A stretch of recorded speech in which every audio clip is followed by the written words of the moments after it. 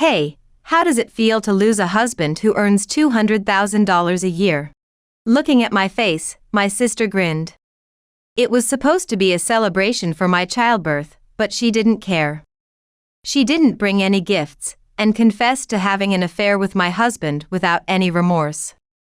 Honestly, he is head over heels in love with me, can't you see? You have always been inconsiderate and shabby, and you have no charm as a woman. It's really a pity that he had been married to such a person until now. Do you think you can mess up someone's family and get away with it? As I glared at her, she even seemed to enjoy that. Being a dumped wife must feel really miserable. That's all you can say, isn't it? Why don't you look at yourself in the mirror? You can see the meanness sticking to your face. What kind of person are you? This is my great reversal in life. I can spend as much money as I want. I can pay any amount for child support. After all, Daniel is an elite with an annual income of $200,000. $10,000 or $20,000 is nothing to him. Right, Daniel? As my sister turned to look at my husband who was present, he started trembling. As soon as our eyes met, he suddenly knelt down. I'm sorry. His voice suddenly echoed, and the one who was most taken aback was my sister. Huh? At that moment, I reached into my pocket for something I had hidden. When I attached it to the front of my shirt, my sister's face turned pale instantly. My name is Tiffany. I am a so-called working homemaker, balancing both household and job duties. Daniel and I had been married for 5 years. I wonder whether those 5 years were long or short. I personally felt it was quite a long journey. We had been wanting children since we got married. Both of us were 31 at the time, still a viable age for having children, but creating a warm family with children had always been one of my dreams. A common wish. However, I had difficulty conceiving since we started our married life. We went to the hospital and both of us were tested, but there were no abnormalities. Eventually, you will conceive. The doctor optimistically predicted, but we had to keep trying to conceive for a very long time. After 5 years, when I finally got pregnant, the joy of us was indescribable. Finally, a baby was coming to us. Rubbing my belly, we thanked God over and over. At the time, I was working full-time, but gradually reduced my workload, preparing for maternity leave. I was busy at work and I felt a sense of loss as tasks slipped through my fingers one after another, but what mattered most was the child in my belly. Luckily, our combined household income was substantial, and we had saved enough money. Daniel said, I will work even harder from now on. True to his word, he seemed to be investing 20% more effort into his work. I was actually worried about him overworking. I entered the stable period, and a month before the due date, I took a leave from my job. But then, my father got sick and I decided to take care of him at my parents' house. Initially, Daniel, who didn't like being alone, was not happy about that. But he gave in when I convinced him it would be a month at the longest. I'm going to miss you, Tiffany. While I felt his attitude was somewhat unreliable, it also endeared him to me, and I vowed to fulfill my duties as a pregnant woman for his sake too. When I crossed the threshold of my parents' home after a long time. Hi, Tiffany. Long time no see. My sister Erica was there at our parents' home. I was surprised by her sudden appearance, especially since we hadn't seen each other for nearly a decade. Actually, I didn't even know if my sister was still alive. Our parents felt the same, as she had left home almost like an elopement 10 years ago. Her partner was an unemployed man who used to be a nightclub worker. At that time, Erica seemed to be really into him, investing all the money she had earned herself, and even reaching into our parents' funds, which led to them disowning her. About 10 years since then. Without any contact even once a year, I had no way to tell her that I had gotten married, let alone about my pregnancy. When this Erica suddenly appeared at our parents' home, I was surprised and had a bad feeling. One reason was that we had never been close sisters. Moreover, seeing her more rugged appearance after 10 years, I even felt a sense of disgust. What? Are you pregnant? Such a big belly. I'm almost at full term. More importantly, what have you been doing all this time? You ran away from home like you eloped, and it's been 10 years. You never even contacted us once. Well, I was disowned, right? Dad and Mom yelled at me, never show your face again. I couldn't come back. That's because you tampered with the house money. I know. I said I'd pay it back and reflect on it, so they allowed me to stay at home again. Maybe the youngest daughter is always the dearest, huh? What about the man you were with? Oh, I broke up with him long ago. That penniless guy. After devouring my savings and even going into debt, he started messing around with another woman. Her face as she said this was dangerously glittering. It was not the face of the sister I knew. She had always been badly behaved, but seeing her after a long time, she was completely clad in a negative aura due to her rough life. Intimidated, I couldn't say anything more. Well, it's all in the past. Let's let bygones be bygones and get along as sisters. I'll be living in this house from now on too. In this house? Yeah, that's right, Tiffany. Thus began our life at our parents' house, but honestly, I only felt stress. Of course, the cause was Erica's presence. She had said we should get along, but that promise was never kept. Erica, who pursued her selfishness, lived a life without caring at all about family life. Especially as a pregnant woman, I wished she would be considerate, but she made noise even late at night and hardly got up in the morning. She was nothing but a slothful daughter parasitizing at home, with everything provided for her. Yet, she showed no remorse at all. Her reasoning was summed up in one point. Well, I'm working, unlike you, right? Erica did have a temp job, and she left for work at fixed times during the day. There was also a promise to our parents to repay the money. It seemed that she felt she was contributing financially to the house, which, on the contrary, made her confront me, who was on leave. Pregnant or not, you're just unemployed and crushing life, right? Eating, sleeping, and just wandering around every day. This is necessary for the baby in my belly. This is the most crucial time. Yeah. Pregnant women are so great, huh? Tiffany, you're always so sneaky. With a snort, she glared at my big belly. It seemed she was upset that our parents were paying more attention to me. My worried mother suggested to me one day, maybe you should explain to Erica that you're on leave. She's nagging about you being unemployed. If she knows you work too, maybe her attitude will change a bit. It's okay, Mom. Whatever she thinks of me. It would only complicate things more. I want to focus solely on giving birth. I'm just worried she might do something reckless. I understood what my mother was saying, but I didn't want to wear myself out over my sister anymore. The baby was going to be born very soon. I wanted to be a strong mother at any time. For that, I couldn't afford to be bothered by Erica's antics. One day, a week before my due date, Daniel came to visit me at my parents' home. He seemed uncomfortable in someone else's home and was nervous throughout the visit. However, he was sharply dressed in a suit. I couldn't help but laugh inside at his attempt to look good. Nice to meet you. I'm Erica, her sister. The one who approached my husband with a cooing voice was Erica, all dolled up. She usually didn't wear such heavy makeup when she went to work. Now, she was fully made up and wearing a dress with a low neckline. Seeing him clearly flustered, I quickly stepped in. Erica. Isn't it time for you to be at work? Daniel won't be staying long either. What? I finally get to meet my brother-in-law, so why can't we have a nice long chat? Your husband is such a wonderful man, isn't he? He looks great in a suit, and he seems so kind. A big difference from my ex. Don't bring up weird stories here. Hehe. And you earn a lot, right?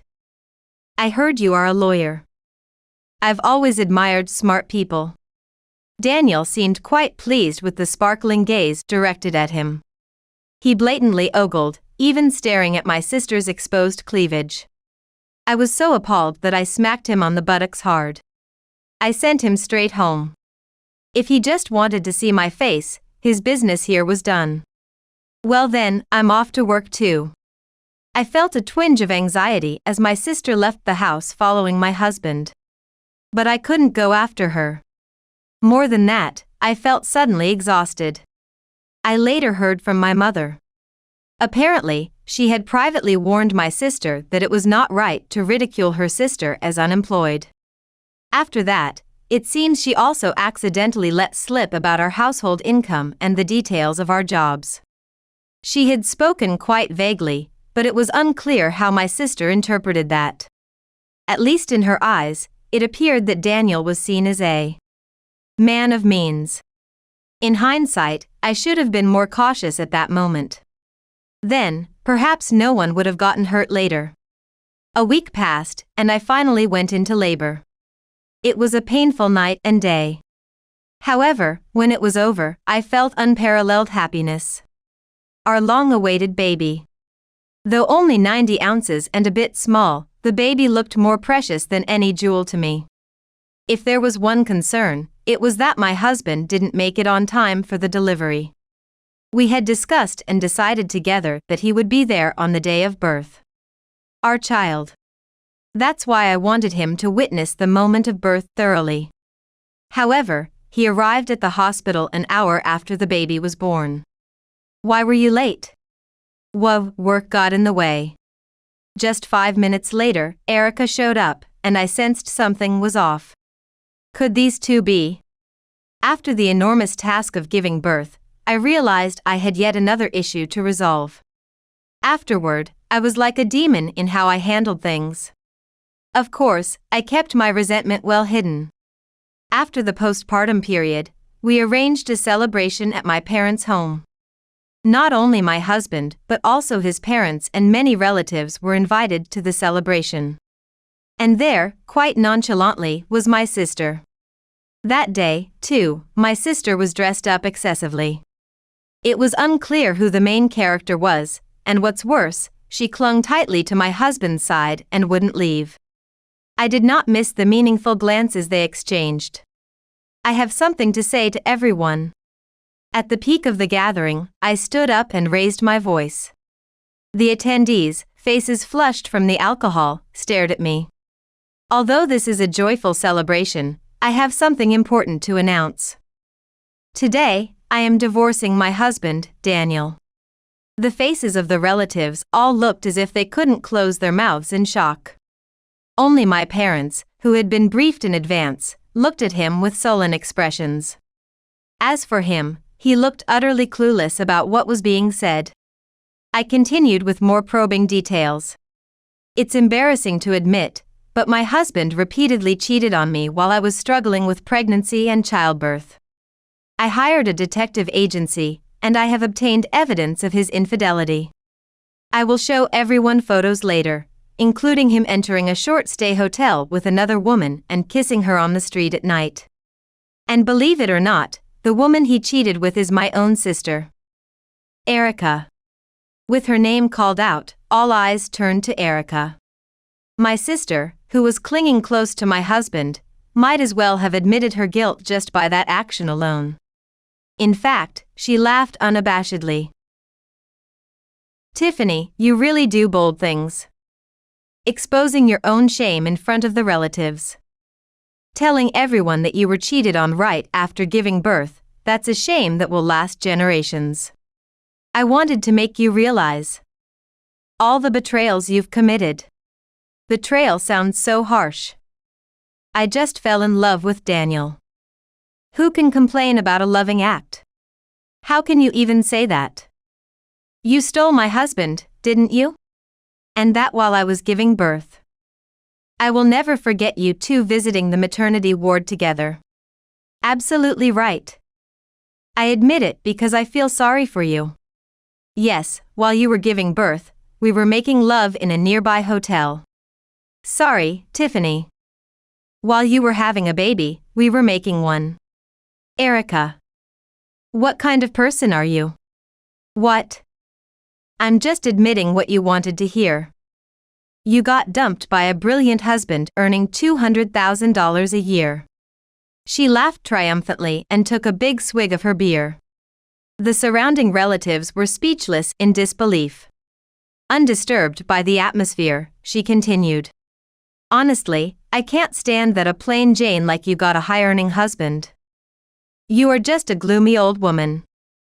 In contrast, I'm beautiful and still young. It's natural for Daniel to be drawn to me. He even said in bed that he wasn't confident about life with his wife. I don't want to hear about your affairs. Is that sour grapes? You're in for a tough time. You'll have to raise a baby as a single mother now. Really, poor child. To lose a father because of the mother's selfishness. Be prepared, Erica. I intend to claim substantial child support from you and him. I will show no mercy. Under the law, you both will see hell. Please, do sue for child support or whatever. I will have a husband making $200,000 a year. $10,000? $20,000? If you beg on the ground asking for money, maybe I'll throw in a little extra. Right, Daniel? Called in a cooing voice, he stood by her side, his face pale. His hands were trembling.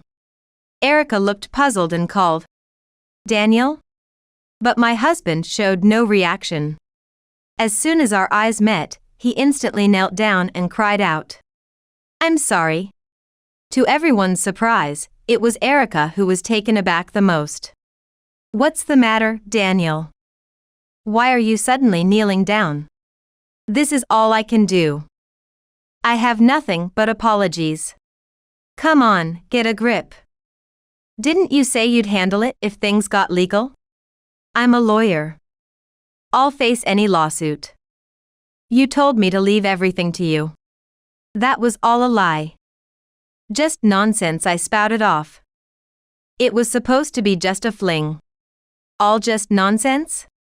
At that moment, as Erica froze, I decided to reveal my trump card. I took a badge out of my jacket pocket. I pinned the badge to the front of my shirt for everyone to see. The badge was engraved with symbols of equality by a set of scales. What is that? Even Erica seemed to understand what the badge represented at this point. Yes, this is a badge allowed only for lawyers. What? Why? Big sister, you're supposed to be unemployed.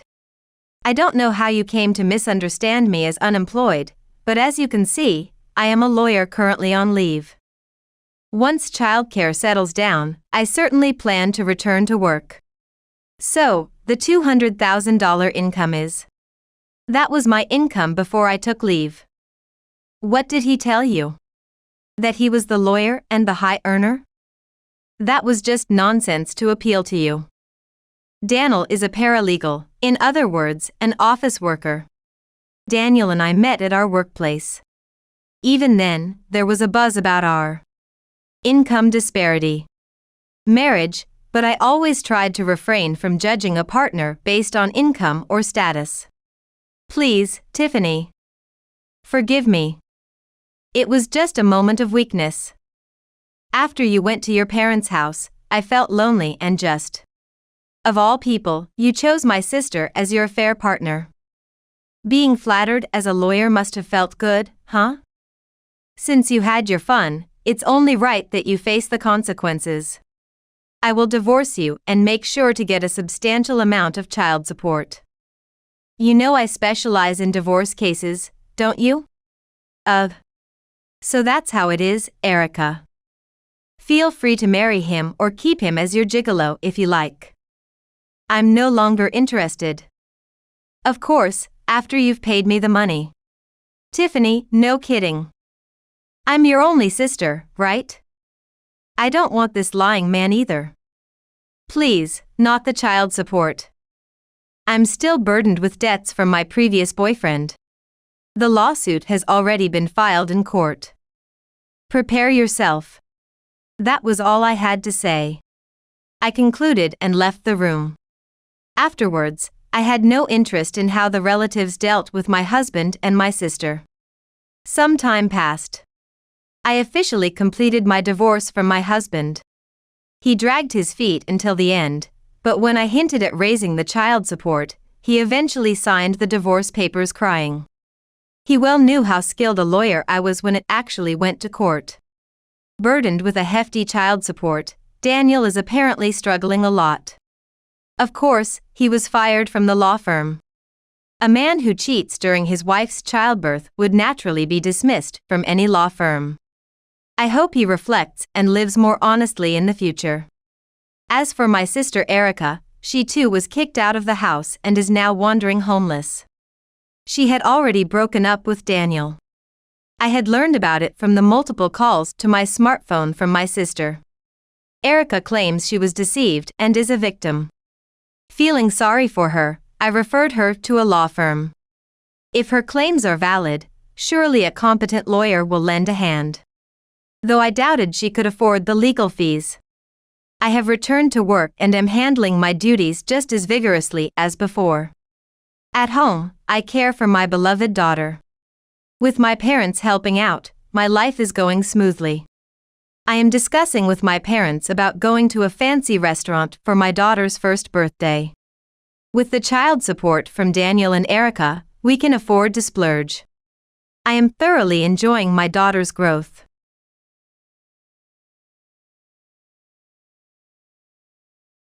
I'm taking a day off from work today. Huh? Didn't you also take a day off yesterday? Can't be helped. I'm not feeling well. When this started, I don't know. It's just, I guess, a lack of motivation. Sometimes, he looks like he's lost his soul. Well, I'm going anyway. Ah. See ya. Then. When I got home, my husband was nowhere to be seen. He returned home an hour later. Where have you been? Just out walking. You're lying about feeling sick, aren't you? Why would I do that? He denied it loudly, incredibly loudly. You're being too loud.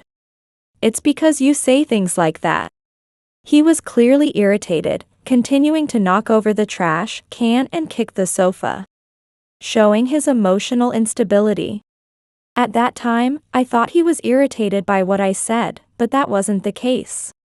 One day, after work, there was overtime, and as I took a shortcut through the downtown area, I spotted my husband coming out of a casino.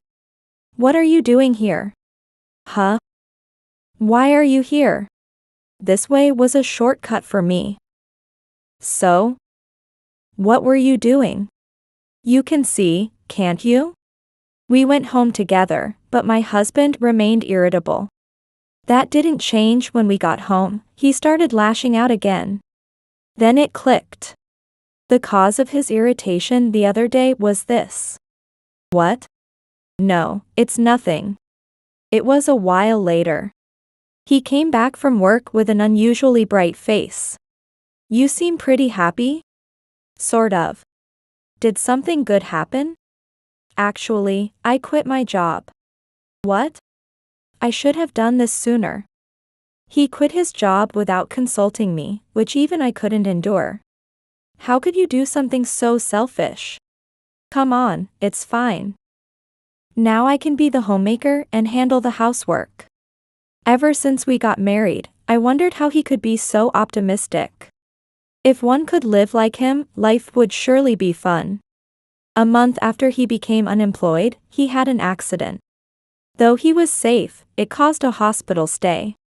Sorry. It's enough that you're alive.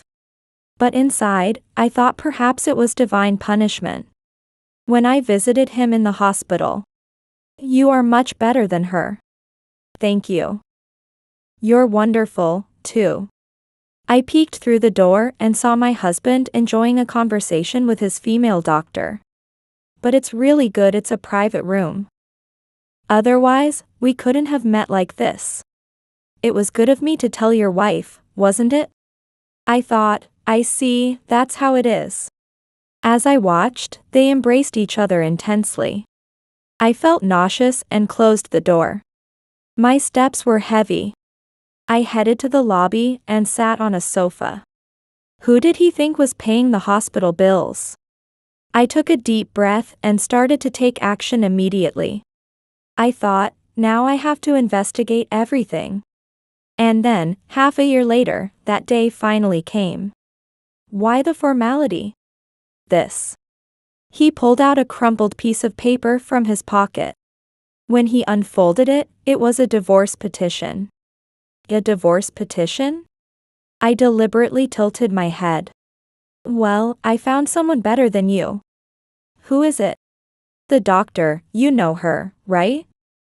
My doctor. He said this with a slight look of triumph. I thought, I know that. This means I'm set for life. After all, she's a doctor. You're nothing compared to her, like the moon and a mudfish. My husband bursts out laughing loudly. He's in a good mood now, but that will soon end. True, that doctor is young and beautiful. Exactly. She's not ugly like you. It's fine to divorce, but do you really understand that woman? What? What are you talking about? She said she's marrying me. We're in love. When was the last time I heard such words? Maybe I've never been told that before. Really? What if it's a lie? What do you want to say? Just say it clearly. It seems that my husband, who was relaxed until now, is getting irritated. About that woman. I told my husband the truth. I had spent quite some time investigating since. I found out he was having an affair with his female doctor. Of course, my husband denied it. That's impossible. Don't make up things that aren't true. Believe it or not, it's up to you, but you'll regret it for sure. That will be you. Well, we'll see who's right eventually. For now, I'll take this divorce petition. Just get out. You don't have to tell me. I left the hospital room after being confronted with the divorce. Now the real challenge begins. There's a lot to do. Canceling the contract for the house we were renting. Reporting to the hospital where that woman works, and more. I thought, what shall I start with? A dramatic future awaits them. My husband may not believe it yet, but it's only a matter of time. I can't wait to see him fall further. I am Jenny, now living a life free from any constraints. I had a husband 3 years older than me, Steve. Our meeting started with a wallet. I dropped my wallet while out, and Steve picked it up. Thank you. Can I offer you something in return? No need. I just did what anyone would do. Then, at least let me buy you coffee. To an onlooker, it might have seemed like I was desperately hitting on him. But Steve, without a look of displeasure, said it was fine. We went to a nearby cafe for coffee. Talking to him, I learned that Steve worked as a salesperson at a company nearby. Actually, my office is nearby too. Is that so? Maybe we'll run into each other again. We chatted about this and that for about 30 minutes and then parted ways. Then, goodbye. Thank you for today. Although we both worked nearby, I thought it wouldn't be easy to meet again. However, we soon met again. I overslept that day and was heading to work later than usual. I barely made it into the elevator as the doors were about to close. Sorry. Oh? You're the one from before. Huh? When I turned around, there was Steve, whom I had just met the other day. Why are you here? My company is on the 10th floor of this building. I'm on the 5th floor. What a coincidence. As we talked, we quickly reached the 5th floor. Well then. Just before the doors closed, he looked a bit reluctant to leave. And then, at the end of the workday. It had been a while since I finished work early, and I was excited to head home. As I was passing through the lobby, someone called out to me. Turning around, there was Steve. Ah. Good. You're just leaving. Have you been waiting all this time? Yes. I wasn't sure when you'd finish, so it was kind of a gamble. So, what's up? I asked him deliberately. If you're free, how about dinner? I'd love to. Definitely. And so, the two of us left the building together. Honestly, I thought Steve was a cool and smart person. It might have been a bit presumptuous, but I had hoped to date someone like him. We entered a restaurant recommended by Steve. This is a really nice atmosphere. This place is quite a hidden gem. Today's on me, so order whatever you like. But I invited you, so it's on me. Thank you. Indeed, the restaurant is cozy, and there are only counter seats. Knowing such a place somehow makes him seem cool. I hadn't realized it, but maybe I'm quite simple. We had a fun time and exchanged contact information before parting ways. That night, I had trouble falling asleep. This became the start of us frequently contacting each other. And not just after work, but also going out on dates on weekends. And half a year later. I want you to date me with marriage in mind. Yes. Of course. Great. I'm looking forward to our future. I think our relationship was going smoothly. However, the longer we dated, the more I started to see things I hadn't noticed before. It was when he first came to my apartment. You're staying over tonight, right? Yeah. That's the plan. We both changed out of our suits since we were wearing them. But Steve left his suit lying around on the sofa. If you leave your suit like that, it will get wrinkled. Ah. It's always like this, so it should be fine. No, that's not okay. I hung up his suit instead. He seemed so put together when we met outside, but at home, he was sloppy. I thought, is this what they call a gap? At first, even that seemed endearing to me. But Steve's sloppiness knew no bounds. The first time I went to Steve's house, I was speechless. As I stepped into the entrance, a strange smell hit my nose. Sorry, it's a bit messy. A bit? I ended up cleaning up his room, which was littered with trash and clothes. I had arrived around noon, but I didn't finish cleaning until after 8 p.m. Finally, done. Wow, it's like a different room. He said this, laughing and clapping his hands. Sigh. Make sure you do it yourself next time. Sure. I was so tired from cleaning that I decided to go home that day. See you then. Yeah. Despite being pushed around, I still had fun times with Steve. And a year had passed since we started dating. It was during a usual date, while we were having dinner. Let's get married. Honestly, his sloppiness was a concern, but I thought it would change after we got married. Please take care of me. After greeting each other's parents, we became husband and wife. We rented a new home to live in. I was excited about our married life, but I never imagined it would end just a few months later. Living together, Steve's sloppiness improved somewhat. Perhaps because he disliked being scolded by me. I started to notice a change in Steve 2 months later. It was after a particular conversation. Listen.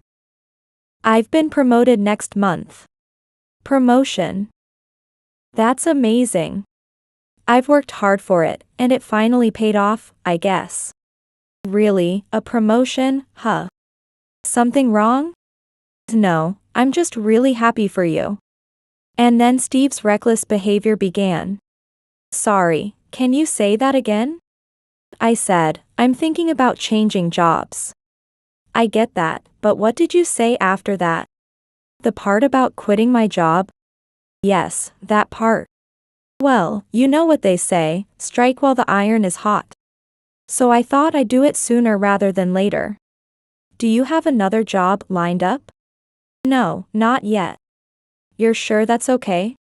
It's fine. Trust me. But that wasn't all.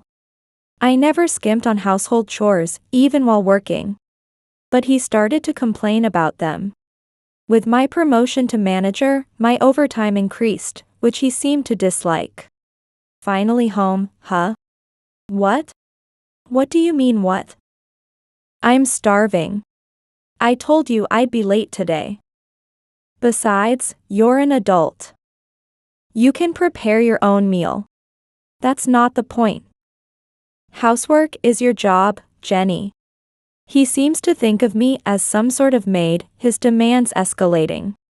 Even if I rush to prepare a meal, if it's not to his liking, he won't touch it and sometimes demands it be made again. But I'm not just going to comply with that. Fish again? Give me some meat once in a while. If you want meat, why don't you find a job quickly and buy it yourself? Just be quiet and follow instructions. I find a job first. What? Neither of us would give in. I decided to give up on discussing things with Steve that day. And wait for a calmer moment to try again another time. A week later, Steve comes home with a smile. This should be good, right? Huh? This is my new company's ID badge. You should be satisfied now. Yeah. Honestly, I thought he might remain unemployed indefinitely. For now, I decided to celebrate with him. Impressive. What kind of company is it? Well, it's sales, same as before. Now hurry up and make dinner. I can finally eat some meat. I was relieved that he found a job again. Once he had a job, he stopped complaining as he did before. The way he responded when I asked about his job was a bit concerning. But he seemed motivated, so I decided it was best not to say anything unnecessary. Damn it, why isn't it working out? What's wrong? What's with that look? Huh? What's with that condescending look? I'm not looking down on you. I'm just worried. However, Steve wouldn't listen to me.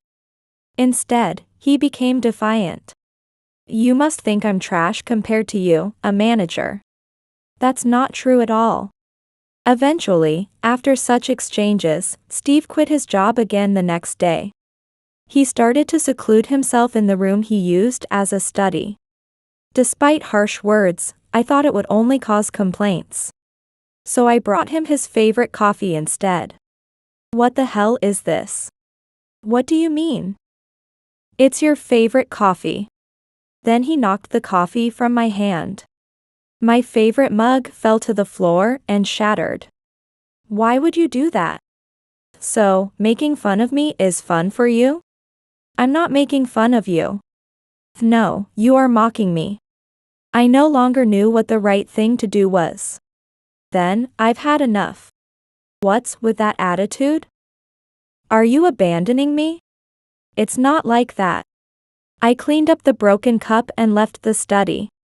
I thought, why did it have to turn out like this? Perhaps the only time I was happy was just after we got married. Now, it feels like a distant memory. I've started to wonder where I went wrong. Steve also started to leave without telling me. Not appearing to look for a job but returning late at night, often more than 10 times a month. You've been drinking again, haven't you? What I do is none of your business. Where do you even get the money from? You don't need to worry about me. Later, I found out that Steve had been borrowing money without telling me. The amount was more than he could ever repay while unemployed. Eventually, I had to cover the repayment by taking over. Thinking such incidents might happen again, I decided to move. Why are we moving? Because you racked up debt. We can't afford to waste money anymore. Steve had nothing to say after that. The move was quickly arranged, and we relocated to a more suburban area. I was wrong before. What's gotten into you all of a sudden? I've been thinking about how much I've troubled you. From now on, I'll live seriously. I'll find a job right away. Can I trust your words this time? Of course.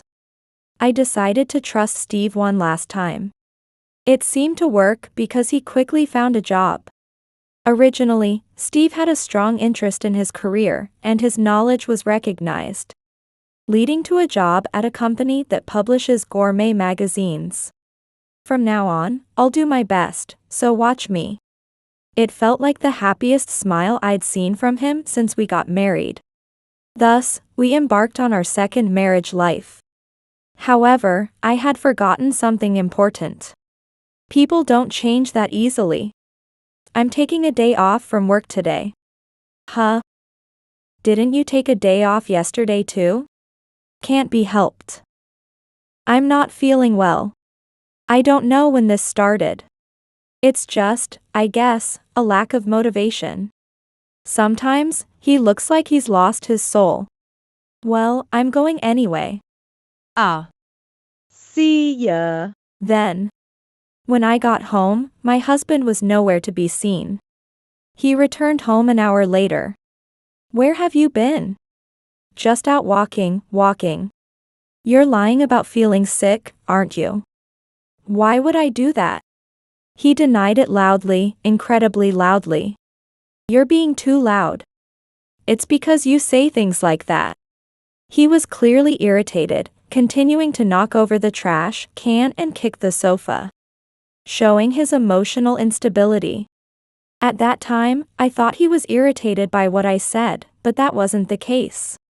One day, after work, there was overtime, and as I took a shortcut through the downtown area, I spotted my husband coming out of a casino. What are you doing here? Huh? Why are you here? This way was a shortcut for me. So? What were you doing? You can see, can't you? We went home together, but my husband remained irritable. That didn't change when we got home. He started lashing out again. Then it clicked. The cause of his irritation the other day was this. What? No, it's nothing. It was a while later. He came back from work with an unusually bright face. You seem pretty happy? Sort of. Did something good happen? Actually, I quit my job. What? I should have done this sooner. He quit his job without consulting me, which even I couldn't endure. How could you do something so selfish? Come on, it's fine. Now I can be the homemaker and handle the housework. Ever since we got married, I wondered how he could be so optimistic. If one could live like him, life would surely be fun. A month after he became unemployed, he had an accident. Though he was safe, it caused a hospital stay. Sorry. It's enough that you're alive. But inside, I thought perhaps it was divine punishment. Yet at the same time, I also felt relieved. No matter how exasperated I was with Steve, he was still my only husband. I started visiting him in the hospital once a week. Here's the magazine you asked for. Thanks, as always. Well, that's the least I can do. Huh? What's wrong? No, I just smelled something sweet. Really? As I searched for the source of the smell, it seemed to come from around Steve's collar. What's this smell? Maybe it's the detergent? No, this is. Just then, Dr. Becky, his attending physician, entered. You're here again today? Yes. He really is loved, isn't he? Well, Yeah. Steve looked somewhat embarrassed. I'm single, so having a husband like Steve would surely be happiness. Yes. I felt uncomfortable and decided to leave the hospital room, even though there was no need for it. I'm going to head home now. I see. Take care. Yeah. And it was when I passed Dr. Becky. I thought, huh? That smell. I stopped in my tracks. Something wrong? No, it's nothing. See you. I thanked to Dr. Becky and left the hospital room. I thought, that smell must be perfume, right? No, but that can't be. I had my doubts, but I decided it was useless to think about it now and headed home. Maybe I was just afraid to face reality at that time. When I visited Steve's hospital room later. You are much better than her. Thank you. You're wonderful, too.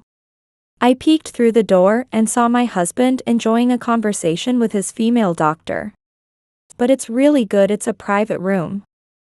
Otherwise, we couldn't have met like this. It was good of me to tell your wife, wasn't it? I thought, I see, that's how it is. As I watched, they embraced each other intensely. I felt nauseous and closed the door.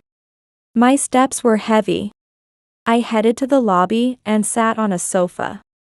Who did he think was paying the hospital bills? I took a deep breath and started to take action immediately. I thought, now I have to investigate everything.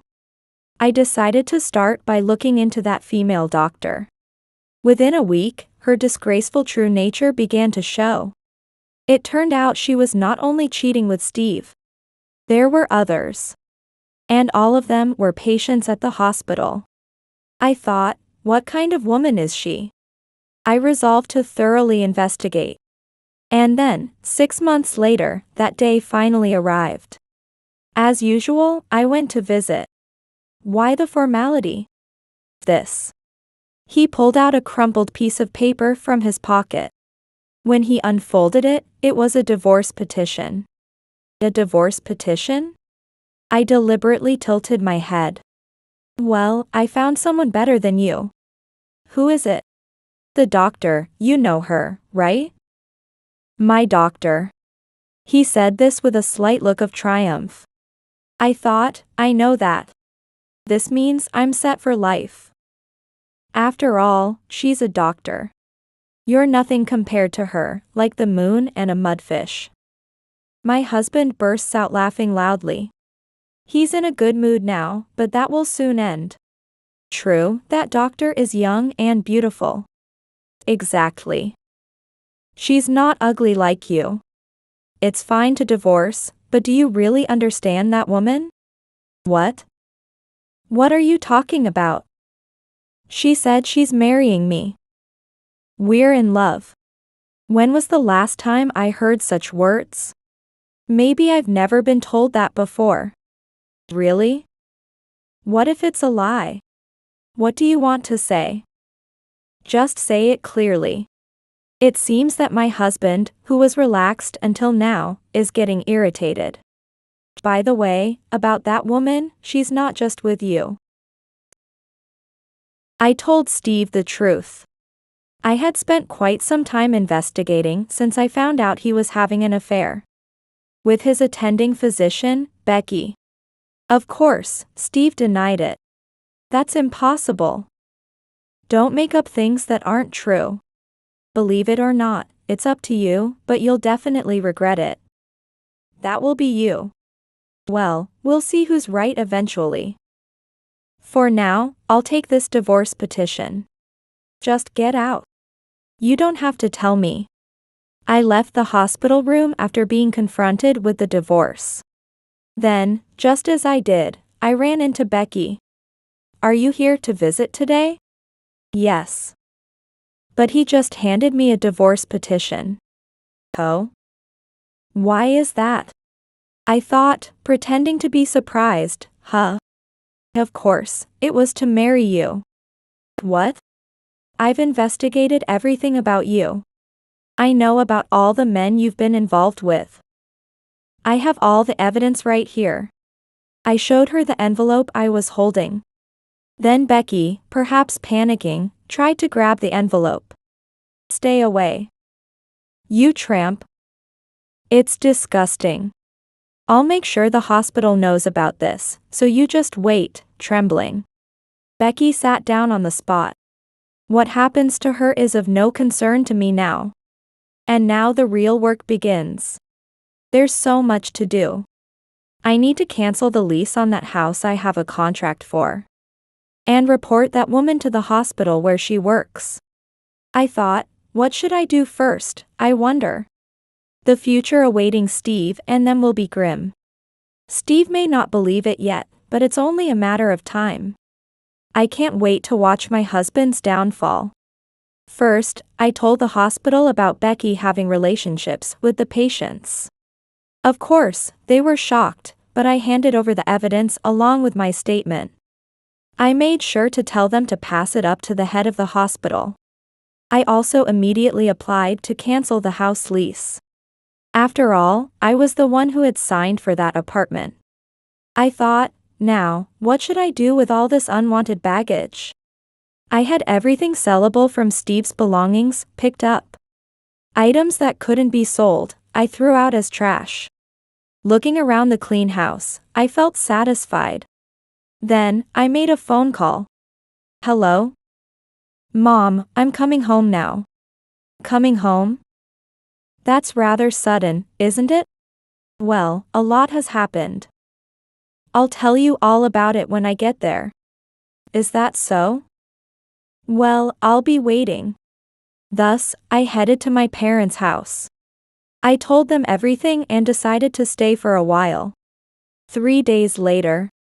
Hey. Why aren't you coming to the hospital? What? After serving me with divorce papers, you ask that? What about that woman, how is she doing? Becky? I haven't seen her today. Maybe she's already been fired? What?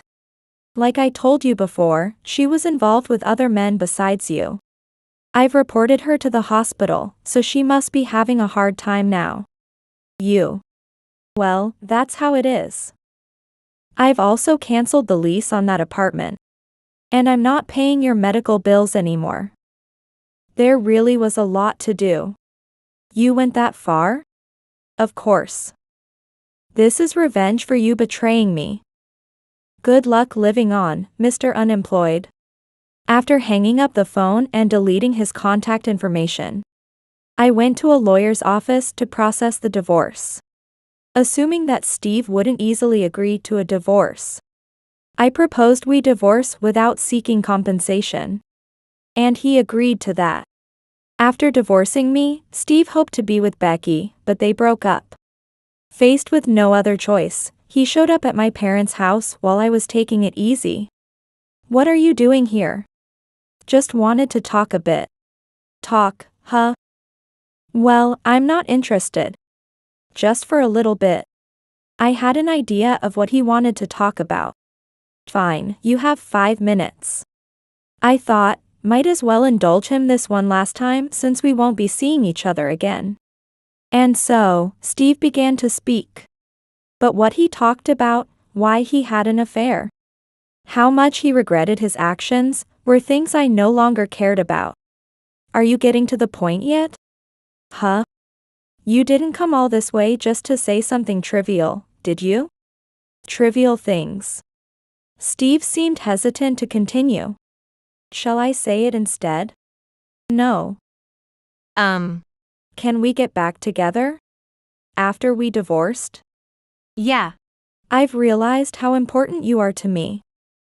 Let's start over. I've changed.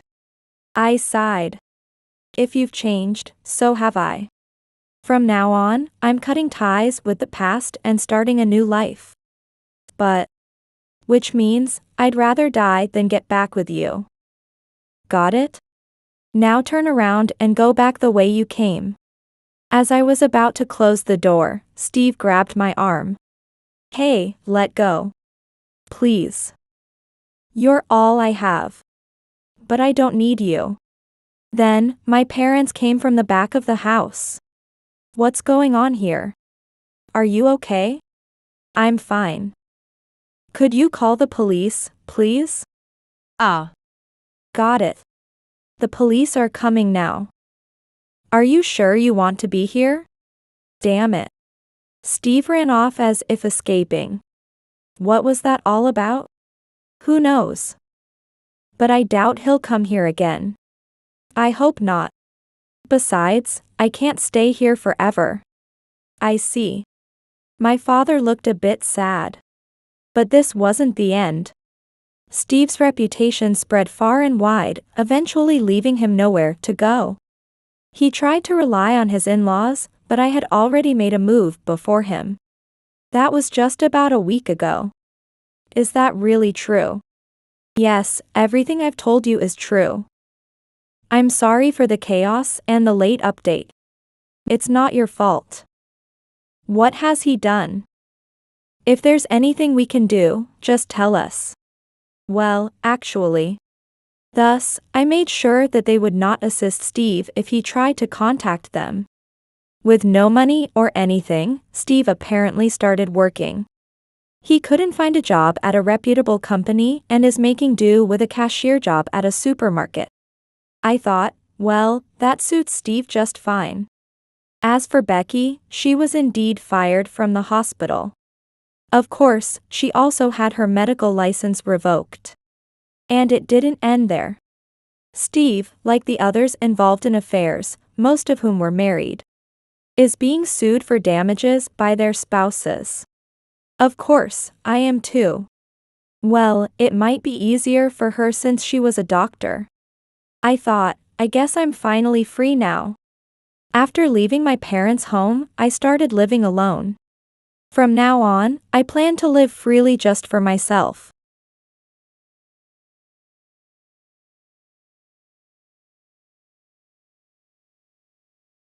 I submitted our marriage registration at the city hall with my husband, believing that a happy married life awaited us.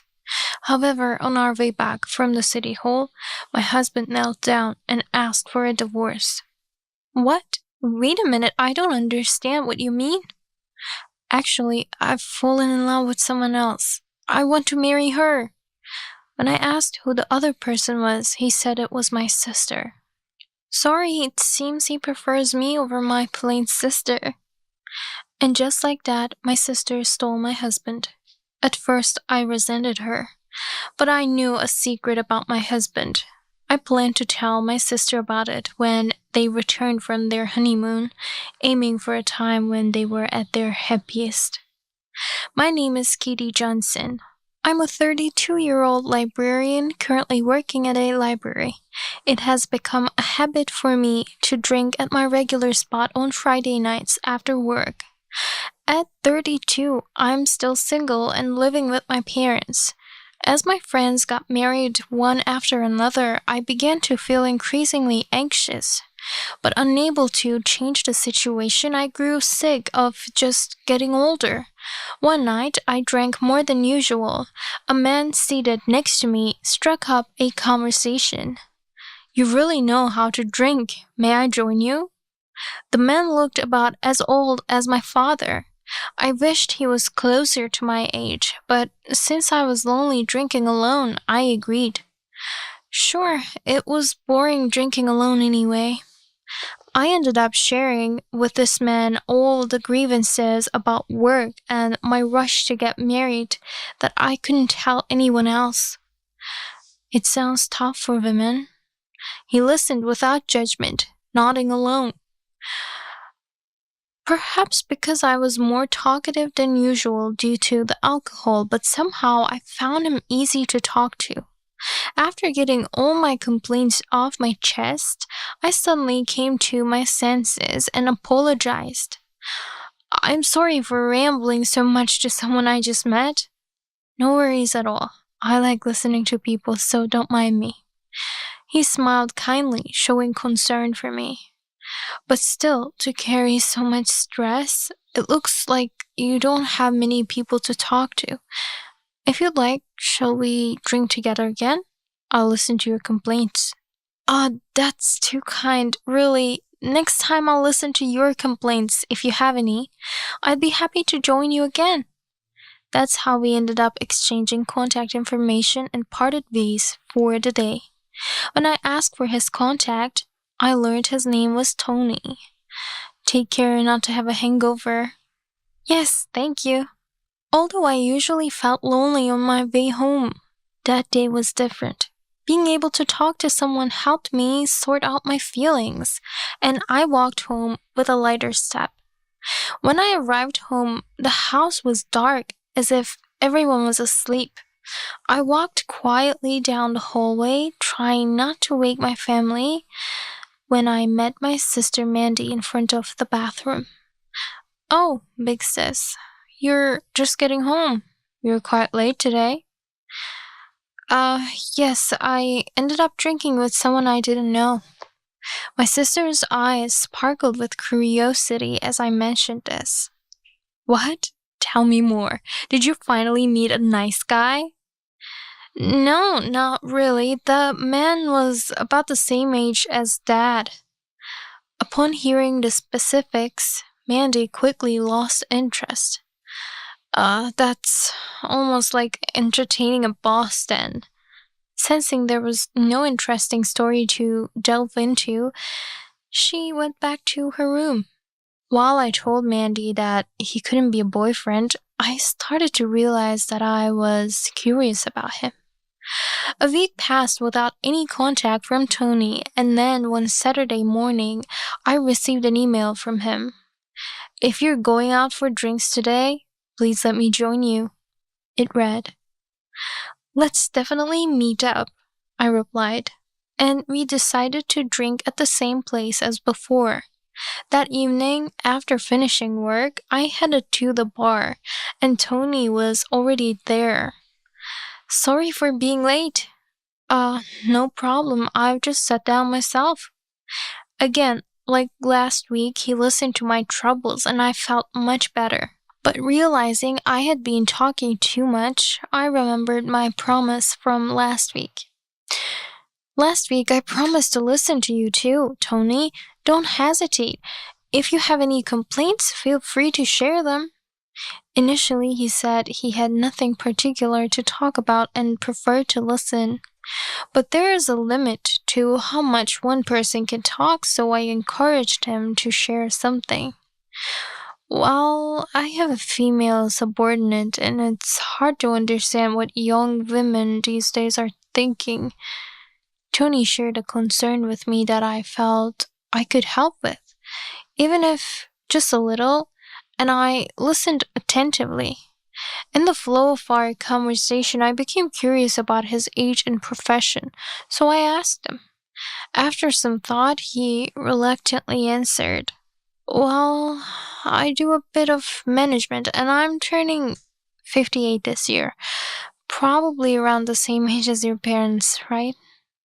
I was surprised. My parents were a year younger than him.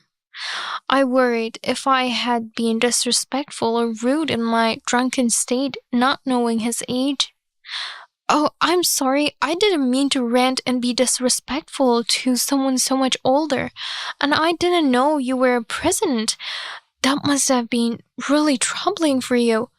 No, not at all. I was happy you spoke to me so freely, as if we were friends despite the age difference. And I dislike revealing my status because it makes people act reserved like now. Let's continue talking without worrying about that. Tony initially hesitated when I first asked about his job because he didn't want my attitude towards him to change after knowing. I decided that if Tony preferred not to talk about work, I would respect his wishes. After that, we became friends beyond the barrier of age, with me often doing most of the talking while Tony listened kindly with a smile. One day, after about a year of this drinking buddy relationship, Tony said he had something he wanted to talk about. It was rare for him to talk about himself, so I was intrigued. Absolutely. Anything is fine. I'll listen if I can help. Actually, I met someone I'm interested in. Seeing him blush as he spoke, I felt a pang of sadness. Oh, she's very kind to me, bright, and a wonderful person. Tony praised her attributes to me. It started to become painful to listen. But then he said something that made me burst into tears of surprise. She's right here in front of me now. At that moment, my hands trembled a bit from joy as I asked him if he was serious. I expressed my genuine feelings and we decided to start dating. There's quite an age gap, like that between a parent and child. Is that okay? Tony was concerned about the age difference. Of course, age doesn't matter when it comes to love. I told him it didn't bother me, and he seemed relieved. From then on, instead of suggesting we go for drinks, he would ask me out on dates. It felt awkward at first, but now I feel we've gotten used to being a couple. Half a year into our relationship, Tony proposed. Though our dating period was short, we had known each other for quite some time. Knowing his character well, I gladly accepted. I had no objections to marrying him, but I wanted to submit our marriage registration on a specific date. So I'd like to submit our marriage registration on March 10th, 2 weeks from now. March 10th is also the anniversary of the day we met. Is it okay if we remain engaged until then? Of course, I'm not worried about the specifics. He agreed to my wishes. He also said he wanted to meet my parents. Your parents might be worried about me being so much older. I want to explain my feelings to them until they understand. Right. I want my parents to be convinced too. We agreed to discuss the schedule with my parents that night and then went our separate ways. I was nervous about how to explain it to my parents as I headed home. When I arrived home, my parents were already in their bedroom, so I couldn't talk to them. I decided to discuss it the next morning but was stopped by Mandy coming down to take a bath. Just got home? Yeah. I hadn't told my parents yet about the proposal or that he would be coming to greet them, so I wanted to keep it hidden from Mandy for now. But Mandy was perceptive. Your face is all red, what's up? Did something happen with your boyfriend that has you so excited? I tried not to show it, but she guessed right and my shoulders twitched. Seeing that, Mandy began to smirk. Huh, haven't you told Mom and Dad yet? From my expression, she guessed the truth one after another. Embarrassed, I tried to change the subject. Enough already, go take your bath. I need to take one too. Hey, let me meet your boyfriend. She seemed amused and asked to meet him. I didn't want to introduce him just for her amusement and gently refused. Why? He's quiet and a complete opposite of you, Mandy. You might not enjoy it. Despite my words, Mandy persisted in wanting to meet him. But I thought it wasn't right to introduce him to her before my parents, so I firmly refused.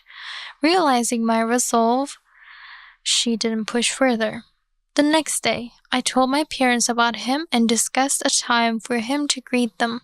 They were very pleased and actively suggested available dates. Even after mentioning the age difference, they said they didn't mind if I was fine with it. I was truly grateful to have such understanding parents. However, Mandy, who had eavesdropped, exclaimed loudly, What? Your boyfriend is 58 years old? Is he that guy you met at the bar you mentioned before? That's not a boyfriend, that's a dad. It's none of your business, Mandy. Leave it alone. Saying this, I had her leave the living room. Then my mother asked when our next date was. It's this Friday night. We always promise to go out for drinks on Fridays. As we talked, I noticed a shadow move behind the frosted glass of the living room door. Mandy was probably eavesdropping again. I quickly checked the hallway, but she had already run off. Then, on the promised Friday, I headed straight to the bar after work. As I approached Tony, waving at him, he looked puzzled. Who is that woman? What? Oh, I followed you. Mandy had been waiting outside my office and followed me as I left. Go home right now. Aw, but I came all this way. Watching Mandy throw a tantrum, Tony, unfazed, smiled and said, Now, Katie, calm down. Since she's come all this way, why don't we all have a drink together? As per my fiancé's request, I couldn't just dismiss her. Tony must have felt compelled to agree even if he didn't want to. Yay! Thank you! Tony, I'm sorry about my sister. I'll scold her when we get home.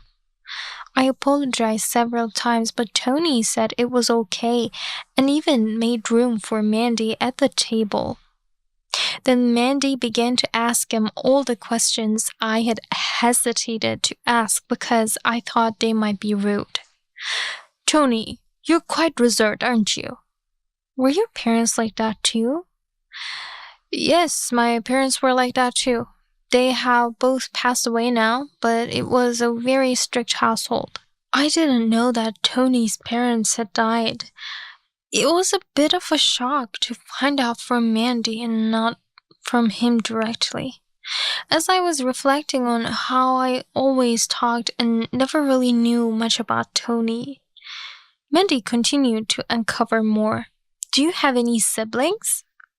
I have one brother, but he moved overseas and we haven't been in touch for many years. All this was new to me.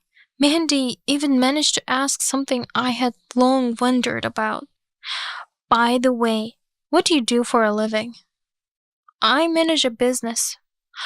Wow, are you a CEO? She was more eager in her questioning than I had been.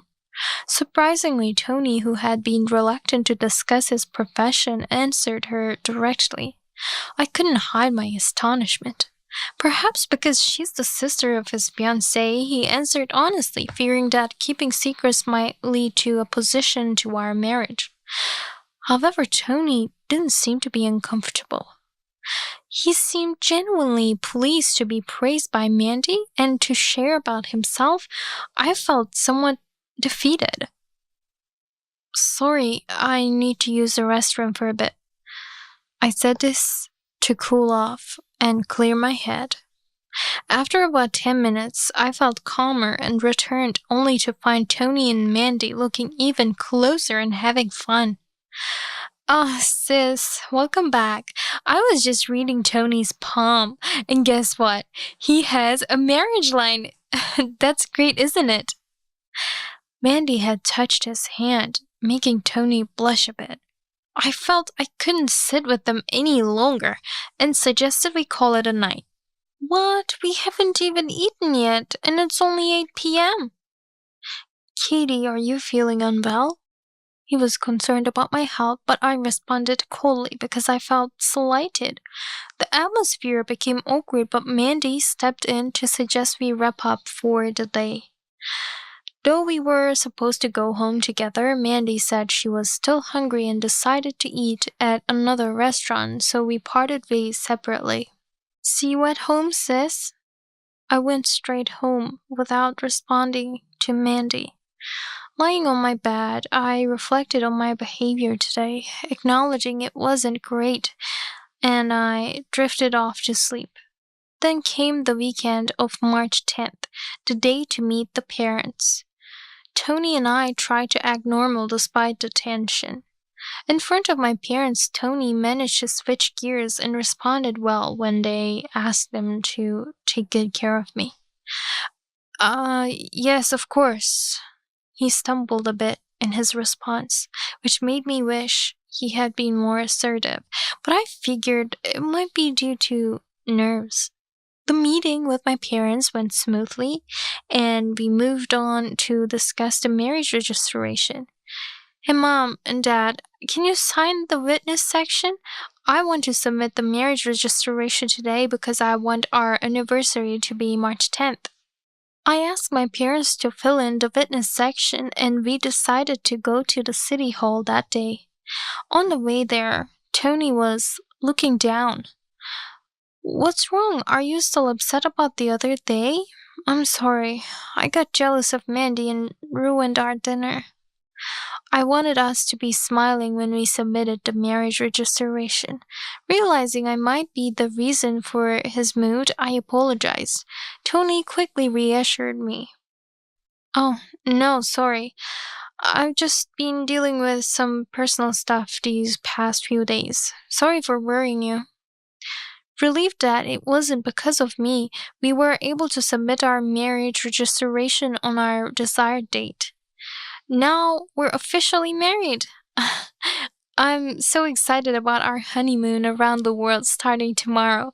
I can't believe you arranged it as a surprise, Tony. As I was getting excited, Tony's face turned pale. Concerned, I asked him what was wrong, and he suddenly knelt down. "Katie, I'm sorry." "What? What's wrong?" His sudden apology shocked me. I asked him to lift his face since we were still near the city hall and in the middle of town. To avoid attracting more attention, we moved to Tony's house to talk. Once inside, he tried to kneel again, so I stopped him and demanded an explanation. "Just apologizing won't help. What's wrong? Start by explaining." Tony asked for a moment to prepare his explanation. It seemed he needed time to explain properly. While waiting, I was left alone in his house. Feeling thirsty, I searched for a cup in the cupboard. That's when a crumpled letter peeked out from the back. I pulled it out, and the envelope bore shocking news. Frightened, I quickly put the letter back where I found it, abandoned the idea of having water, and sat down quietly. When Tony returned, the sound of the front door made my heart skip. But I tried to stay calm. "Sorry, I had to step out suddenly. I actually need to call someone here for the explanation." "You need to call someone here?" Tony emerged from behind, followed by Mandy. "Yo, big sis." "Mandy? Why Mandy?" I was completely confused, but ignoring my state, they came into the living room and started sitting next to each other. Seeing this, I began to feel a bad premonition. Then, Tony and Mandy looked at each other before starting to talk to me. "Katie, I can't marry you after all. I've fallen in love with Mandy. Please, let's get a divorce." We had just submitted our marriage registration, yet here he was, talking about divorce, and I couldn't keep up with the situation. Mandy smirked at my speechlessness and said, "Sorry, big sis. Tony likes me better than you, my plain sister." She said it with a scorn. Still unable to accept it, I questioned the recent pleasantness. "Then why did you go greet my parents? What were you thinking when they were writing on our marriage registration witness section?" I couldn't forgive Tony for trampling over the feelings of both me and my parents. Moreover, Tony was trying to marry me while keeping secrets. It seemed like Mandy didn't know about it. When I confronted Tony, his attitude changed dramatically. "It can't be helped. You never asked me anything, Katie, and decided everything on your own. And all you ever did was complain about work, which wasn't fun at all. But Mandy..." She looked at me with sparkly eyes, really interested in what I had to say. "I thought I'd rather marry someone younger, cuter, and more charming." Tony made it sound like it was all my fault. True, I did most of the talking, but he had always listened with a smile.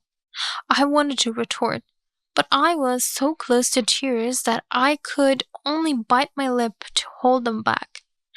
Seeing me like this, Mandy had a triumphant look on her face. "I'm sorry to your parents, but I realized I wanted to marry Mandy after we submitted the form at the city hall." Why? At the city hall, I had been on top of the world. To learn that Tony hadn't felt the same was deeply saddening. But the reason came out, and it was because of something Mandy said. It's because you realized we couldn't meet up, just the two of us anymore, right? What do you mean? It turned out Tony and Mandy had been going out for drinks without me knowing. Mandy thought they could continue to do so even after he married me, but she had set things up. I told him, if you marry my sister, we won't meet again. Then he immediately screamed, no, and started crying. That's when he realized he loved me more than you, right?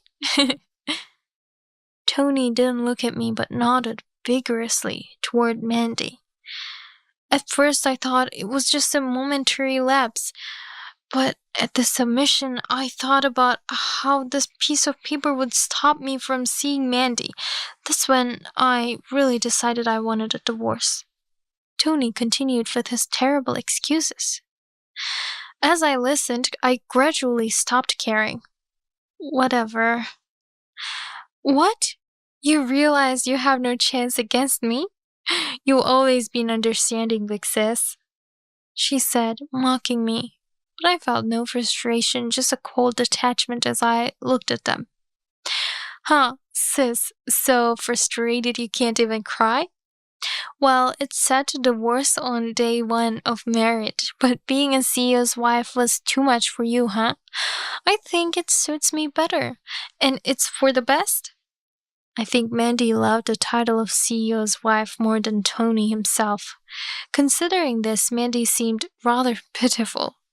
I almost snorted in amusement, but held back and acted instead. Why Mandy over me? I'll divorce you, and I'll find someone better. Good luck with that. I think men will find a 30-year-old woman too much trouble to even date. But do try your best. We'll be going on the honeymoon around the world you and Tony had planned. I'll bring you a souvenir. So just wait and drool. I glared at Mandy in what I believe was a convincingly heartfelt performance. Then I submitted the divorce papers and went back to my parents' house. My mother hurried over to me when I arrived. Apparently, Mandy had called to inform them that she, not I, would be marrying Tony and that they were heading off on a worldwide honeymoon. My parents were concerned about my feelings. However, I had no time for shock or sadness as I had research to do. After scouring the internet and reporting my findings to my parents, their attitude changed. Until a few days ago, I was seen as the poor sister whose husband was stolen by her younger sibling. Now they saw Mandy as the sister who would learn a painful lesson instead of me. My parents and I laughed together. They didn't worry about Mandy, considering it's a just punishment. A year later, Mandy and Tony returned from their global trip. They seemed thoroughly entertained and happy. It was amazing. Here, a souvenir keychain for you, big sis. She handed me a cheap keychain, likely bought at an American airport. Annoyed, I smiled, thanked her, and decided to reveal something. Thanks for the souvenir. Oh, by the way, Mandy, are you sure about your future life? Huh? What? Tony's face went pale as I hinted at something. Didn't know? Tony's not so great at managing his businesses. He's bankrupted several companies, and there's a rumor he's nearly $500,000 in debt. And his current company is barely scraping by. Being his wife, you'll have a hard time, won't you? I chuckled softly, looking at Mandy. At that time, I had discovered a demand notice at Tony's house.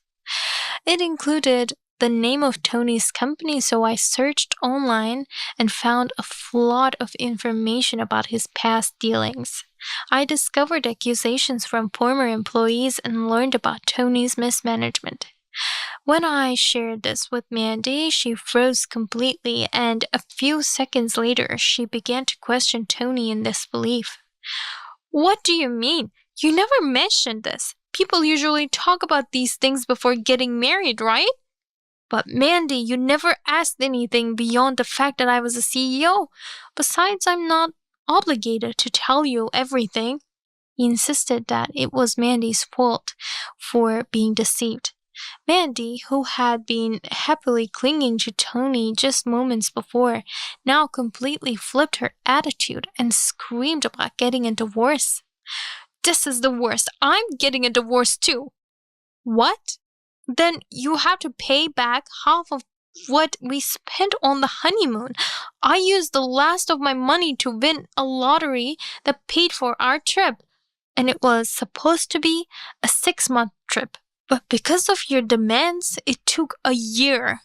You owe me a substantial amount of money if you want to make this right. Tony also exploded with complaints against Mandy. Whether they divorced or not, my parents and I had nothing to do with it. My father told him to take their argument outside if they were going to continue. Eventually, after arguing all day, it was decided that Mandy would pay the travel expenses and they divorced. However, Mandy had always been a part-timer and couldn't come up with such a large amount of money immediately. She came to our parents' house seeking help but was, of course, turned away. Too bad. Unfortunately, both Mom and Dad are on my side. We won't let you into the house anymore and we're cutting ties with you. If you don't leave soon, I'm calling the police. Don't say that. Help your poor sister who got deceived, big sis. Mandy pleaded in a pleading tone, her eyes tearful. But such tactics wouldn't work on me. You dare say that after you tried to steal my happiness? I won't talk to you ever again, and I'll ignore you if you come to the house. You're on your own now, so good luck. Bye. I said this and ended the call on the door monitor. Mandy stayed ringing the bell and sitting in front of the house for a while, but due to the neighbor's stares, she eventually felt uncomfortable and left. Since then, I've had no contact with Mandy. A mutual friend once told me that Mandy is now living in a cheap apartment with rent less than $300. She's been saving money by working part-time, but during that time, she was also courted by a new man and got deceived again. She was lured into a dubious business, claiming she could make over $1,000 a day, and was swindled by the same man who invited her to invest. She seems destined to continue leading a tragic life without learning from her mistakes. I learned from the news on TV that the company Tony managed went bankrupt. Apparently, his existing debts have ballooned to the point where he will never be able to pay them off in his lifetime. Online articles about Tony were quickly compiled, and he was a hot topic for a while, receiving lots of backlash. Now, with a bad reputation in the banking and business community, he's unlikely to manage another company. Thinking about him having to work diligently to pay off his massive debt makes me laugh at the misery. I am determined to become happier than those two, and am currently visiting a matchmaking agency. There's a man I'm interested in, and I believe he could be the one. Mandy told me that women over 30 couldn't get married, but I want to prove her wrong. Just thinking that I will definitely lead a happier life than those two fills me with joy.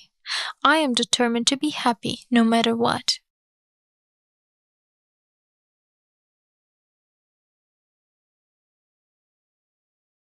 Even after 40 years together, there are things that can remain unknown between a married couple.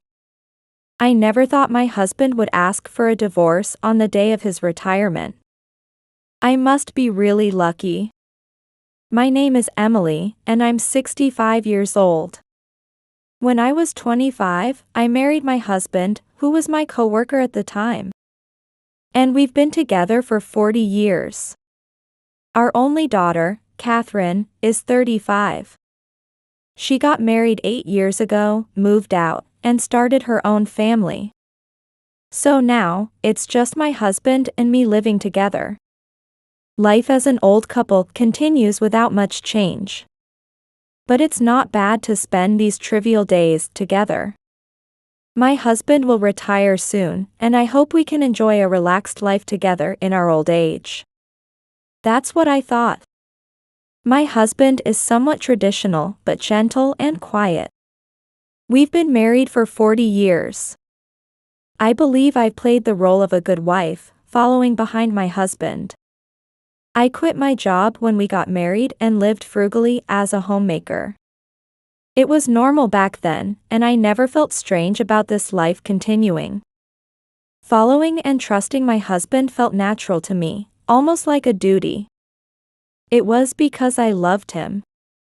That's why I might have noticed it. My husband was gradually changing. It was on a particular holiday that I felt a small discomfort. Oh, you're going out? Well, Yeah. where are you going so early in the morning? Do you have any plans? No, just a walk. I see. What about breakfast? It's ready. I don't need it. I'll be back late. I don't know why, but my husband hurriedly left the house. He usually spent his holidays watching movies or reading at home. Going out at 8 a.m., dressed up nicely, what was that about? But maybe he just wanted to go out alone for a change. At that time, I convinced myself of that. However, my husband started going out more frequently on holidays, coming back late at night. He left early in the morning and returned past midnight. The last bus had already left, so where was he, and what was he doing? Going out again today? It's been frequent lately. Yeah. Will you be late again? What about dinner? I don't need it. His replies were curt. Moreover, he started treating me colder each day. Hey, what's with this lousy meal? Lousy? It's your favorite meatloaf, onion soup, and French fries. Do you think this meager meal will give strength to a tired man? It's the same as always. If you want something specific, just tell me, and I'll make it. That's not the point. I want you to understand what I want to eat without me telling you. He raised his voice, which he had never done before. In a bad mood, he left to eat out alone, without touching my food. Many times, I ate alone at the dinner table, tears streaming down my cheeks. My husband's changes didn't stop there. I'll be on a business trip next week. A business trip? You've never had one before, that's sudden. Shut up. Stop nagging about my work. That's not what I meant. I just said it's unusual. What do you know about work? Enough. I'm going to bed. With that, he turned away like a child and went to the bedroom. What? He didn't have to talk to me like that. After that, my husband stopped looking me in the eyes, and our conversations dwindled. I tried to communicate by making his favorite dishes and giving him books he might like. But it didn't help. Hey, what's wrong lately? You have been a bit weird. I'm finding it painful to be with you. His words, spoken softly, pierced me sharply. The gap between us grew wider and wider. One day. Hello? Oh, Catherine, is that you? How are you? It was rare for my daughter to call me. Hey, this might sound strange, but how have things been with Dad lately? My daughter sounded serious. What are you talking about all of a sudden? Well, it's hard to say, but Tom said he saw Dad walking with a young woman. Tom is Catherine's husband. Now that I think about it, he works near my husband's office. Hey, has anything been different with Dad lately? I recalled my husband's recent behavior and felt a pang of pain. He used to be stern but never harsh or mean to me. Yet he had become a different person in the past few months. Unable to bear his actions and words any longer, I confided everything to my daughter. That's terrible. Dad is awful. You should have told me if you were troubled. I can't show my child that her parents are not getting along. What are you saying? If you keep worrying alone, you'll collapse from stress. Her words startled me. Come to think of it, I haven't been sleeping well, and my appetite has decreased. Stress was already eating away at me. Thank you, Catherine. It's okay. But Dad seems very suspicious. Should we investigate? Following Catherine's suggestion, I hired a detective agency to investigate my husband. I prayed in my heart. Please, let it be a misunderstanding. Please, let my husband not be betraying me. However, the results were clear. My husband was having an affair with a woman 30 years younger than him. He met her at a nightclub he visited with colleagues. He started dating the hostess there about 3 months ago. Around the time I began noticing his strange behavior. So that's what it was. Having an affair with a woman the same age as our daughter made my husband seem repulsive. After insulting and hurting me, he was out having fun. I can't forgive him. Betraying a wife of 40 years. More than tears, I felt a surge of anger. And so, the fuse for my retaliation was lit. First, I focused on gathering evidence before filing for divorce. If I had solid proof, he wouldn't be able to make excuses. I decided to get as much alimony as possible. That thought gave me some energy. Yes. I should divorce him quickly and enjoy my freedom alone. While working secretly with a lawyer on the divorce and alimony papers. My husband's retirement day approached. Should I at least appreciate his hard work on the day of his retirement? But a part of me couldn't genuinely wish him well. I was truly grateful for his financial support over the years. However, how could I care for a husband who betrayed his wife of 40 years? When I consulted my daughter, she said, "Why not give him the divorce papers on his retirement day? That should feel satisfying." Indeed, that might provide a good closure. Can I join the discussion? Huh? You, too? Why? Why do you think? Because I can't forgive Dad. You're not alone, Mom. Thank you, Catherine. And so, I decided to have my daughter present as we discussed divorce on his retirement day. On the day, after a brief round of farewells, my husband returned home by noon. His overly confident and fulfilled expression bothered me. "Oh, Catherine is here." "Yes." My daughter responded curtly. But my husband seemed unconcerned and spoke to me right away. "Emily, I need to talk to you." "Yes, what is it?" It had been a long time since we had a real conversation. The thought made me feel a sudden sadness. What were these 40 years for? I've found a woman I love. You're no longer needed. I'll give you $100,000, so leave this house. What? I'll give you the money. Just disappear from my life. Don't make me repeat myself. I will live here with her, a younger and better woman than you. Dad, what are you talking about? This doesn't concern you. Stay out of it. Of course it concerns me. This isn't fair. They started arguing. I sighed. Internally, I was cheering. My husband brought up the topic I was about to mention. How convenient. So, you want a divorce? Yeah. That's right. Can you explain everything in detail again? Fine.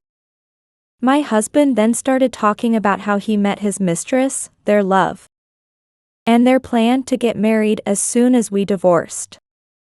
With him sharing so much, it made it easier for me to proceed. After listening to everything, I said, I understand. So you admit to the affair? Calling it an affair is an exaggeration. Are you jealous, old lady? Jealousy isn't the issue. You just admitted to having a relationship with another woman while being married to me. Yes, whatever. Fine. Then I'll be claiming alimony for the affair. I presented the documents prepared by my lawyer, but my husband remained calm. I'll pay any amount. My retirement bonus is $200,000. Oh, that's impressive. Right? I served the company for over 40 years. It's only fair. No wonder he said he'd pay any amount.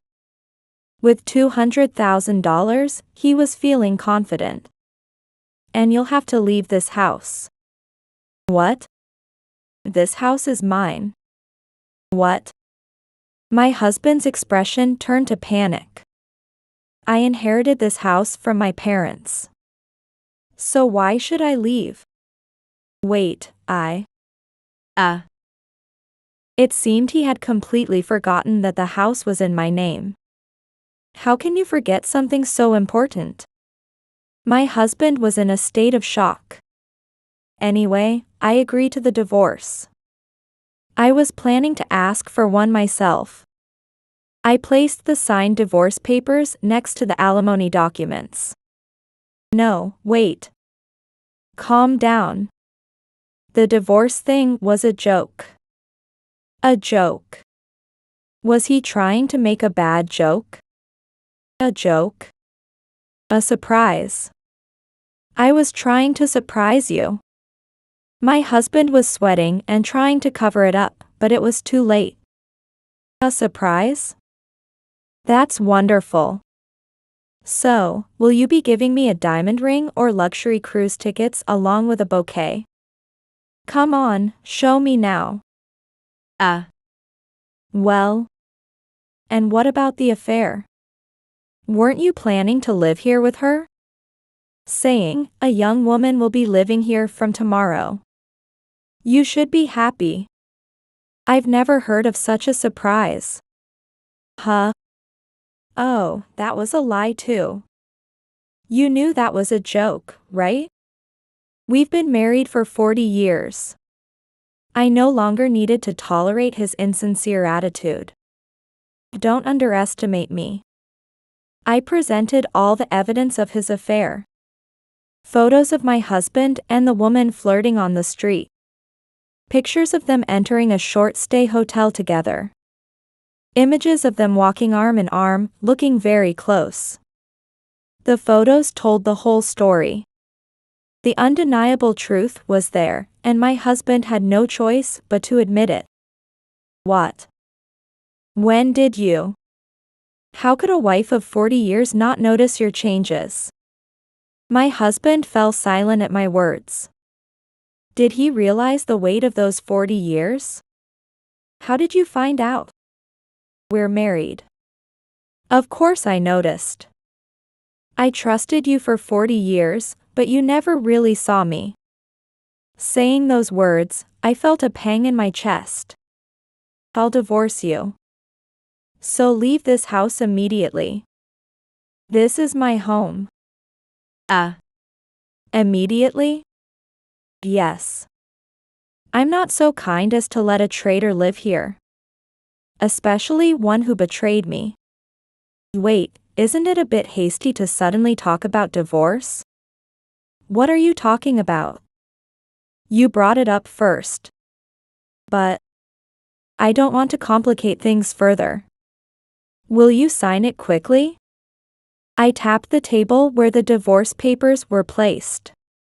Seeing my cold expression, my husband realized there was no turning back.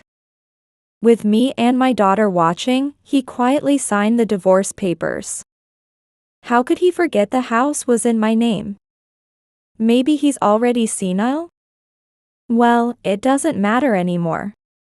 After that, my husband and I officially divorced. I received alimony as per the standard rate, and we divided his retirement money as marital property. I waited until his retirement day to file for divorce for this reason. With the alimony and the share of marital property, I got a significant amount of cash. After kicking my husband out, I demolished the house and sold the land. The real estate agent was happy to buy it for a good price due to its prime location.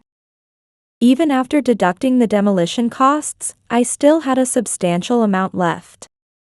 Perhaps my husband knew the value of the land, but overlooked the fact that the house and land were in my name.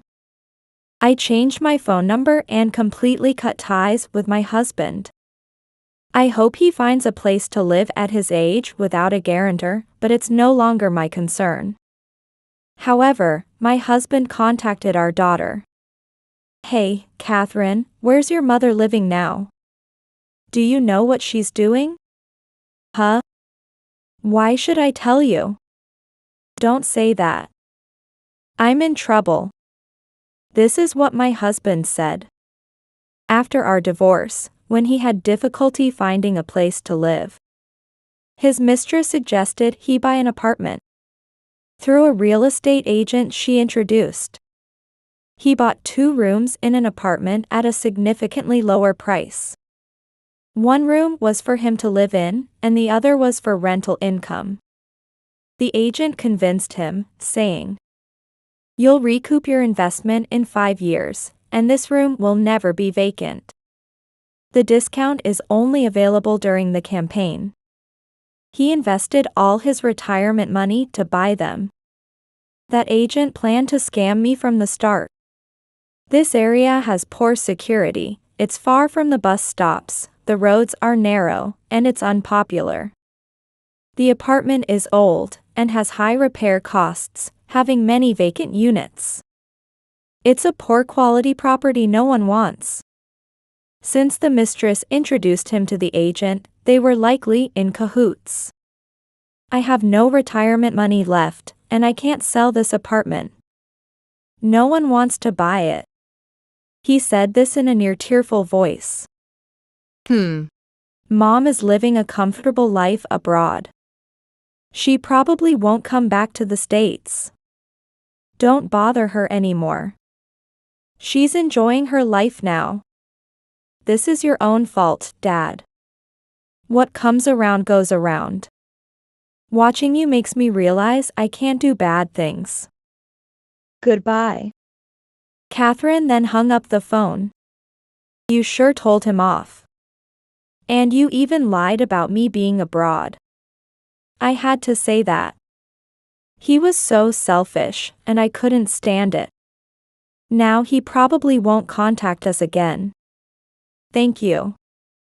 I feel much better. With pleasure. My daughter said as she poured coffee into my empty cup. Mom, what will you do now?